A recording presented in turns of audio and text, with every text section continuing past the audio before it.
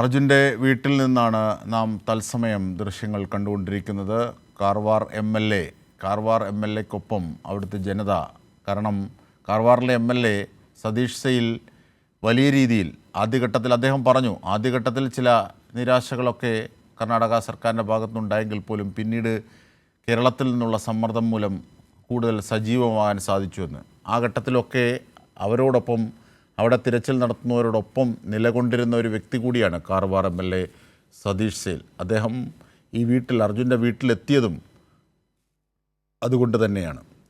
സ്വാഭാവികമായും ഇവിടുത്തെ ജനത അദ്ദേഹത്തോടുള്ള ഒരു നന്ദി കാണിക്കുന്നത് നാം കാണുന്നുണ്ട് ദൃശ്യങ്ങളിൽ. അപ്പോൾ അങ്ങനെ കക്ഷി രാഷ്ട്രീയത്തിന് അതീതമായി വലിയൊരു പൊതുപ്രവർത്തകനായിരുന്നു അർജുൻ. കാരണം ജൂലൈ 16 കേരളത്തെ അർജുനെ കേരളം പരിചയപ്പെടുന്നതെങ്കിൽ പോലും ആ നാടിന് വളരെ പ്രിയപ്പെട്ടവരാണ്. കാരണം കോവിഡ് കാലത്തും പ്രളയകാലത്തും അടക്കം DYFIയോടൊപ്പം ചേർന്ന് പൊതിച്ചോറ് വിതരണത്തിലും മറ്റ് സേവന പ്രവർത്തനങ്ങളിലുമൊക്കെ സജീവമായിരുന്ന വ്യക്തിയായിരുന്നു അർജുൻ എന്നുള്ളതാണ്. അപ്പോൾ വീടിനും നാടിനും നാട്ടാർക്കുമൊക്കെ പ്രിയങ്കരനായിരുന്നു നേരത്തെ തന്നെ അർജുൻ.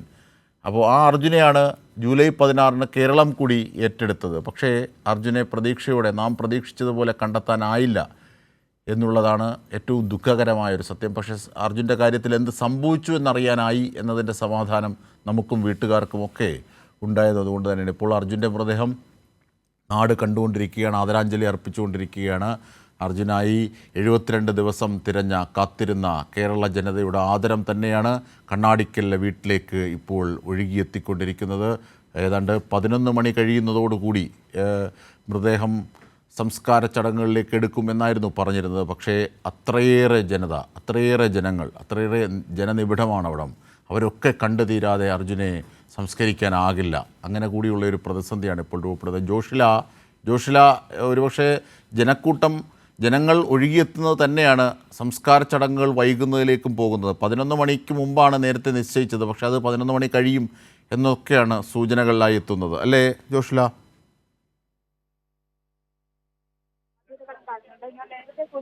11 മണി കഴിയാനുള്ള എല്ലാ സാധ്യതകളും കാണുന്നുണ്ട്. ഞാൻ നേരത്തെ സൂചിപ്പിച്ചതുപോലെ തന്നെ കണ്ണാടിക്കൽ വരെയുള്ള റോഡിൽ, അതായത് വീട്ടിൽ നിന്നും കണ്ണാടിക്കൽ വരെയുള്ള റോഡിൽ ആളുകൾ ഉണ്ട് എന്നുള്ളതാണ്. ഏകദേശം നിയന്ത്രണ വിധേയമായിട്ടുണ്ട്. ഇനി വീടിൻ്റെ പരിസരത്തുള്ള ആളുകളെ പോലും ഈ ഒരു നിരയിലേക്ക് കൊണ്ടുവരേണ്ടതുണ്ട്. ആ നിര വീണ്ടും ആളുകൾ വന്നുകൊണ്ടിരിക്കുന്ന ഒരു സ്ഥിതി കൂടിയുണ്ട്. എങ്കിലും എല്ലാവർക്കും ഒരു നോക്ക് കാണാനുള്ള ഒരു അവസരം അത് പോലീസ് ഇവിടെ സാധ്യമാക്കുന്നുണ്ട് എന്നുള്ളതാണ്. DYFI പ്രവർത്തകരടക്കം ഇവിടെ സാധ്യമാക്കുന്നുണ്ട് എന്നുള്ളതാണ്. എന്തായാലും അർജുന് ഹൃദയനിർഭരമായ ഒരു യാത്രയയപ്പ് അതാണ് നമ്മളിപ്പോൾ കണ്ടുകൊണ്ടിരിക്കുന്നത്. എല്ലാ ആളുകളും നാടിൻ്റെ നാനാതുറകളിൽ നിന്നുള്ള ആളുകളും എത്തിച്ചേർന്നിരിക്കുന്നു ഈ ഒരു സ്ഥലത്തേക്ക്. ഇന്ന് രാവിലെ മുതൽ ആ ദൃശ്യങ്ങൾ നമുക്ക് കാണാൻ സാധിക്കുകയുണ്ടായി. അജിംഷാദ് പറഞ്ഞതുപോലെ തന്നെ അർജുൻ സത്യത്തിൽ കേരളത്തിൻ്റെ മാത്രമല്ല മറ്റൊരു നാടിനു കൂടി ഒരു മാതൃകയായി കൊണ്ടാണ് പോകുന്നത് എന്നുള്ളതാണ്, യാത്രയാവുന്നത് എന്നുള്ളതാണ്. കാരണം ഒരു മനുഷ്യജീവന് എത്രമാത്രം വില കൽപ്പിക്കാനാവും, എത്രമാത്രം ആ ഒരു മനുഷ്യജീവന് വേണ്ടി നമുക്ക് എന്തൊക്കെ ചെയ്യാനാവും എന്നുള്ളതൊക്കെ തന്നെ കേരളം കർണാടകയ്ക്ക് കാട്ടിക്കൊടുത്തു എന്നുള്ളതാണ് ഒരു സത്യം. ആ ഒരു യാഥാർത്ഥ്യം കേരളം മുഴുവനുള്ള ആളുകൾ ആ ഒരു മനുഷ്യജീവന് വേണ്ടി ഇത്രയേറെ പ്രവർത്തിച്ചുകൊണ്ടിരുന്ന കഴിഞ്ഞ 75 ദിവസങ്ങളാണ് അർജുന്റെ മഹിമ കൂടി ഈ ഘട്ടത്തിൽ നാം പറയേണ്ടത്. മാത്രമല്ല ആ ദൃശ്യങ്ങളിൽ കാണാം ജോഷില, കാർവാർ MLAക്ക് ഈ ജനത നൽകുന്ന സ്വീകരണം അതൊരുപക്ഷെ കർണാടകയിൽ അവരെത്തിക്കും. ഒരുപക്ഷെ അത് കേരളത്തിൻ്റെ കൂടി അഭിമാനമാണ് ജോഷില. തീർച്ചയായും അജിംഷാദ് പറഞ്ഞതുപോലെ തന്നെ ഒരു കക്ഷി രാഷ്ട്രീയ ഭേദമന്യേ കാർവാർ MLA അടക്കം കാർവാറിലെ അധികൃതരെ അടക്കം മനസ്സാ സ്വീകരിച്ച ഒരു സംസ്ഥാനം കൂടിയാണ് കേരളം.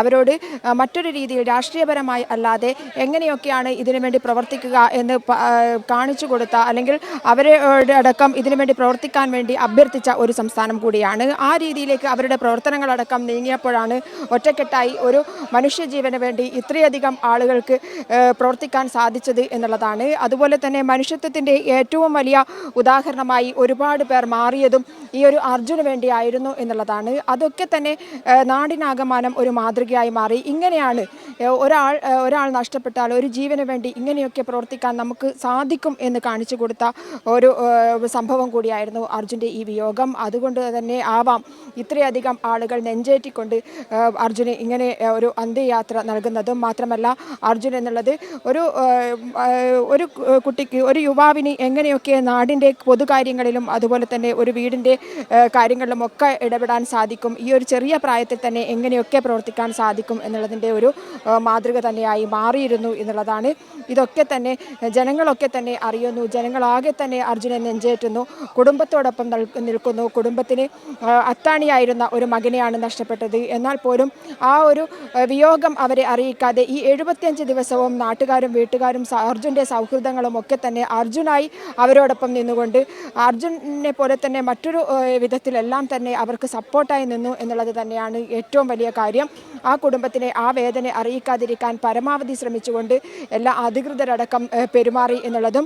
നേരത്തെ സൂചിപ്പിച്ചതുപോലെ തന്നെ ഓരോ ആളും ഈ 75 ദിവസവും ഇവിടേക്ക് എത്തിച്ചേർന്നിരുന്നു, അവരുടെ കാര്യങ്ങൾ അന്വേഷിച്ചിരുന്നു. അതുപോലെ തന്നെ എന്തൊക്കെ തന്നെ നമുക്ക് ചെയ്യാനാവും എന്നുള്ളത് കർണാടകയിൽ നിന്നുകൊണ്ടും മന്ത്രിമാരും MLA-മാരും ഒക്കെ ചെയ്തു. അജിംഷാദ് നേരത്തെ സൂചിപ്പിച്ചതുപോലെ തന്നെ വയനാട് ദുരന്തമാണ് അതിനിടയിലുണ്ടായ ഏറ്റവും വലിയൊരു സംഭവമായി മാറിയത്. എന്നിട്ട് പോലും അർജുനെ കൈവിടാതെ അർജുന് വേണ്ടി വീണ്ടും പ്രവർത്തിക്കുന്നു.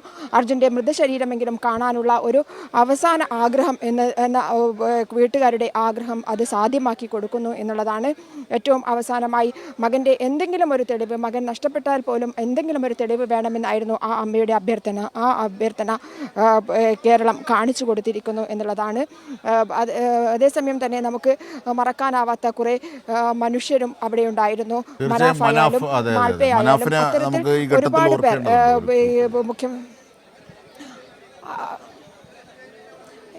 അത്തരത്തിലുള്ള മനുഷ്യരൊക്കെ ഇവിടെ ഉണ്ടായിരുന്നു, ഇവിടെ ജീവിച്ചിരിക്കുന്നുണ്ട്. മനുഷ്യത്വത്തിൻ്റെ പ്രതീകമായി പലരും, അതായത് സ്വന്തം കാര്യത്തിൽ മാത്രമല്ല മറ്റുള്ളവരുടെ കാര്യത്തിൽ പോലും അത്രയേറെ ഇടപഴകുന്ന, മനുഷ്യജീവന് വേണ്ടി പെരുമാറുന്ന ഒരുപാട് ആളുകൾ കൂടെ നിൽക്കാൻ, ഒരു കുടുംബത്തോടൊപ്പം കൂടെ നിൽക്കാൻ ഉണ്ടാകുമെന്ന് തെളിയിച്ച ഒരു സംഭവം കൂടിയാണ് നടന്നത്. അതുകൊണ്ട് തന്നെയാവാം അർജുൻ്റെ കുടുംബത്തെ ഇത്രയേറെ നെഞ്ചേറ്റിക്കൊണ്ട് ഈ ഒരു സമൂഹം മുഴുവൻ ഇവിടെ എത്താനുള്ള കാരണവും അർജുൻ്റെ കുടുംബത്തെ ആശ്വസിപ്പിക്കുക എന്നുള്ള ലക്ഷ്യത്തോടു കൂടി തന്നെയായിരിക്കും. എന്നാൽ അർജുൻ്റെ കുടുംബം വീടിനുള്ളിലാണ്. അവർ കഴിഞ്ഞ കുറേ ദിവസങ്ങളായി കിടപ്പിൽ തന്നെയാണ്. അർജുൻ വരും, ഒരുപക്ഷെ ഒരു തരി വെളിച്ചം എന്ന് പറയുന്നത് പോലെ അർജുൻ തിരിച്ചെത്തും എന്നുള്ള ഒരു നേരിയ പ്രതീക്ഷയെങ്കിലും അവർക്ക് 25-ാം തീയതിക്ക് മുന്നേ എന്തെങ്കിലും ഒരു മിറാക്കിൾ, എന്തെങ്കിലും ഒരു എത്രയും പെട്ടെന്ന് സംസ്കാര ചടങ്ങുകൾ നടത്തണമെന്നുള്ളത് തന്നെയാണ് അധികൃതരുടെ തീരുമാനം. ആളുകളെ ഒഴിവാക്കിക്കൊണ്ടിരിക്കുകയാണ്. പെട്ടെന്ന് ഒരു നോക്ക് കണ്ട് പെട്ടെന്ന് ഒഴിവാക്കാനുള്ള ശ്രമങ്ങൾ നടത്തിക്കൊണ്ടിരിക്കുകയാണ് അധികൃതർ. പക്ഷേ ഈ ഒരു മുറ്റത്തേക്ക് കൂടുതൽ ആളുകൾ ഇരച്ചു കയറുന്ന ഒരു സ്ഥിതിയാണ് ഉണ്ടായിട്ടുള്ളത്. അതായത് പുറത്ത് നിന്നിരുന്ന ആളുകളടക്കം അകത്തേക്ക് ഇപ്പോൾ കയറിയിരിക്കുകയാണ്. ഈ ഒരു ജനക്കൂട്ടം കൂടി കണ്ടു കഴിഞ്ഞാൽ ഒരുപക്ഷെ മൃതശരീരം അങ്ങോട്ടേക്ക് കൊണ്ടുപോകും. ഇനിയൊരു ചെറിയൊരു സമയം കൂടി മാത്രമേ ആളുകളെ കാണിക്കുകയുള്ളൂ, അതായത് അന്ത്യോപചാരം അർപ്പിക്കാൻ ആളുകളെ അനുവദിക്കുകയുള്ളൂ എന്നാണ് മനസ്സിലാക്കാൻ സാധിക്കുന്നത്. ആളുകളെ പുറത്തേക്ക് വിടാനുള്ള ഒരു സൗകര്യം പോലും വലിയൊരു പ്രശ്നമായി മാറിയിരിക്കുകയാണ്. അതുകൊണ്ട് തന്നെ പെട്ടെന്ന് വന്ന് ആളുകളെ കാണിച്ചുകൊണ്ട് പുറത്തേക്ക് വിട്ടുകൊണ്ടിരിക്കുകയാണ് ഇപ്പോൾ പോലീസ് അടക്കം ചെയ്തുകൊണ്ടിരിക്കുന്നത്. എത്രയും പെട്ടെന്ന് ഈ അന്ത്യോപചാര പ്രക്രിയകളൊക്കെ അവസാനിപ്പിക്കണം, എന്നിട്ട് വേണം അടുത്ത സംസ്കാര ചടങ്ങുകളിലേക്ക് കടക്കാൻ. നേരത്തെ 11 മണിയായിരുന്നു പറഞ്ഞിരുന്നത്. ആ 11 മണിക്ക് തന്നെ അവസാനിപ്പിക്കാനുള്ള ശ്രമങ്ങളാണ് നടത്തിക്കൊണ്ടിരിക്കുന്നത്. ഇത് ഇനിയും നീണ്ടുപോയാൽ പിന്നീട് വലിയ സാങ്കേതിക പ്രശ്നങ്ങളെ അഭിമുഖീകരിക്കേണ്ടി വരും. അത് അധികൃതർക്ക് കൃത്യമായിട്ട് അറിയാം. അതുകൊണ്ട് തന്നെയാണ് നേരത്തെ കുടുംബാംഗങ്ങളോടടക്കം ഈ ഒരു അനുവാദം ചോദിച്ചത്. കുടുംബാംഗങ്ങളൊക്കെ ഇത് അനുവദിക്കുകയും ചെയ്തത്. അതുകൊണ്ട് തന്നെയാണ് ഇവിടേക്ക് എത്തിച്ചേരുന്ന ആളുകളെ, ഇത് മകനടക്കമുള്ള ആളുകളെ ഏറ്റവും അവസാനമായി കാണിക്കാനുള്ള ശ്രമം നടന്നുകൊണ്ടിരിക്കുകയാണ്. ഏറ്റവും അവസാനം മൃതദേഹം എടുക്കുമ്പോൾ, അന്തിമ കർമ്മങ്ങൾക്കായി മൃതദേഹം എടുക്കുമ്പോൾ ബന്ധുക്കൾക്ക് അവസാനമായി കാണാൻ ആഗ്രഹമുള്ളവർക്ക് കൂടി ഒന്ന് കാണാൻ ഉള്ള ഒരു അവസരം ഒരുക്കുകയാണ് അധികൃതർ ചെയ്യുന്നത്. മറ്റുള്ളവർ ഇപ്പോഴും കാത്തു നിൽക്കുകയാണ്. എന്തായാലും ഏറ്റവും വൈകാരികമായ ഒരു നിമിഷം, കാരണം അവർക്ക് അവസാനമായി ഒരു നോക്ക് കൂടി കാണേണ്ടി വരും. അതൊരു ചടങ്ങിൻ്റെ ഭാഗമായി ഏറ്റവും അവസാനം ഒന്ന് കണ്ടുപോവുക എന്നുള്ളതാണ്. അതിന് അവസരം ഒരുക്കുകയാണ്. എന്തായാലും അവർ പെട്ടെന്ന് വന്ന് കണ്ടുപോകുന്ന ഒരു അവസ്ഥയാണ് ഇപ്പോൾ ഉള്ളത്. അവസാനമായി ഏറ്റവും അവസാനത്തെ യാത്രാമൊഴി എന്ന് വേണം വിശേഷിപ്പിക്കാൻ. മകനെ അവസാനമായി യാത്രയാക്കുകയാണ്. നേരത്തെ ജൂലൈ 8-ന് യാത്ര പറഞ്ഞു പോയ മകൻ ചേതനയേറ്റ ശരീരവുമായി തിരിച്ചെത്തുമ്പോൾ അവനെ ഏറ്റവും അന്ത്യ യാത്രാമൊഴി നൽകാനായി കുടുംബാംഗങ്ങൾ ഇറങ്ങുന്നു.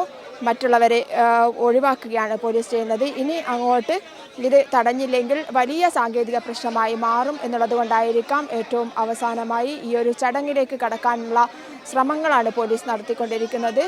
എല്ലാവരെയും ഇപ്പോൾ പുറത്തേക്ക് ആക്കിക്കൊണ്ടിരിക്കുകയാണ്. ആളുകൾ ചുറ്റും നിന്നുകൊണ്ട് ഇനി ആരെയും കടത്തിവിടില്ല എന്നുള്ള രീതിയിലേക്കാണ് കാര്യങ്ങൾ പോകുന്നത്.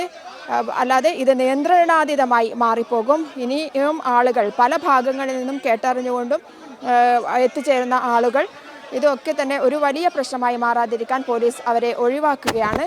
ഇതുവരെ ഉള്ള എല്ലാവർക്കും കഴിഞ്ഞ 3-4 മണിക്കൂറുകൾ കെട്ടിക്കിടന്നിരുന്ന എല്ലാ ആളുകളെയും, അതായത് നിരയായി നിന്നിരുന്ന എല്ലാ ആളുകളെയും കാണിച്ചു. വീണ്ടും വീണ്ടും വന്നുകൊണ്ടിരിക്കുന്ന ആളുകളെ പുറത്താക്കിക്കൊണ്ടിരിക്കുകയാണ് പോലീസ് ഇപ്പോൾ ചെയ്തുകൊണ്ടിരിക്കുന്നത്. കാരണം ഇനി അങ്ങോട്ടുള്ള സമയം ഏറ്റവും നിർണായകമായ സമയമാണ്. മൃതശരീരം ഇനിയും അങ്ങോട്ട് വെച്ചിരിക്കാൻ സാധ്യമല്ല എന്നുള്ളത് കൊണ്ട് തന്നെയാണ് കുടുംബാംഗങ്ങളെ ഒന്നുകൂടി കാണിച്ചുകൊണ്ട്, ആഗ്രഹമുള്ളവരെ പുറത്തേക്ക് ഇറങ്ങാൻ തയ്യാറായ കുടുംബാംഗങ്ങളെ ഒന്നുകൂടി കാണിച്ചുകൊണ്ട് സംസ്കാര ചടങ്ങുകളിലേക്ക് കടക്കാനുള്ള ശ്രമമാണ് ഇപ്പോൾ നടന്നുകൊണ്ടിരിക്കുന്നത്. ഇപ്പോൾ ആ ചിത ഒരുക്കുന്നതിൻ്റെ ഒരുക്കങ്ങളിലേക്കാണ് കാണുന്നത് നമ്മൾ ഒരു വിൻഡോയിൽ, അല്ലേ ജോഷില? തീർച്ചയായും അത് ഒരു ഭാഗത്ത്, അതായത് വീടിൻ്റെ പിറകുവശത്ത് പഴയ വീടിൻ്റെയും പുതിയ വീടിൻ്റെയും നടുക്കുള്ള സ്ഥലത്ത്, ആ ഒരു സ്ഥലത്ത് ചിത ഒരുക്കുകയാണ്.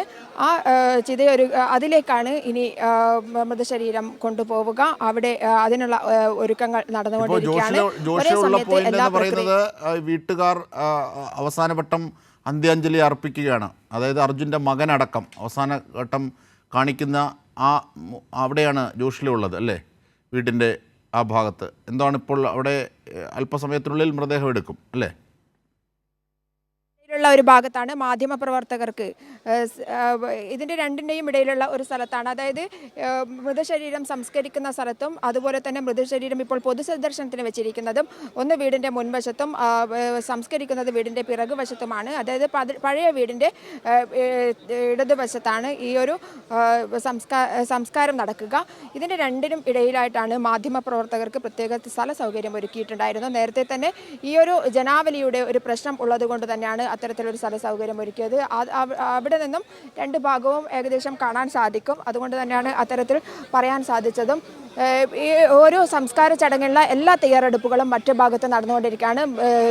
ഈ ചിത ഒരുക്കുന്ന ഒരു പ്രവർത്തനം ഒരു ഭാഗത്ത് നടക്കുന്നുണ്ട്. അതേസമയം തന്നെ ഇനി ജനങ്ങളെ നീക്കേണ്ടതുണ്ട്. ജനങ്ങളെ നീക്കി കഴിഞ്ഞാൽ ഈ ഒരു മുറ്റത്ത് തീർച്ചയായും ജോഷിലേക്ക് തിരിച്ചെത്താം.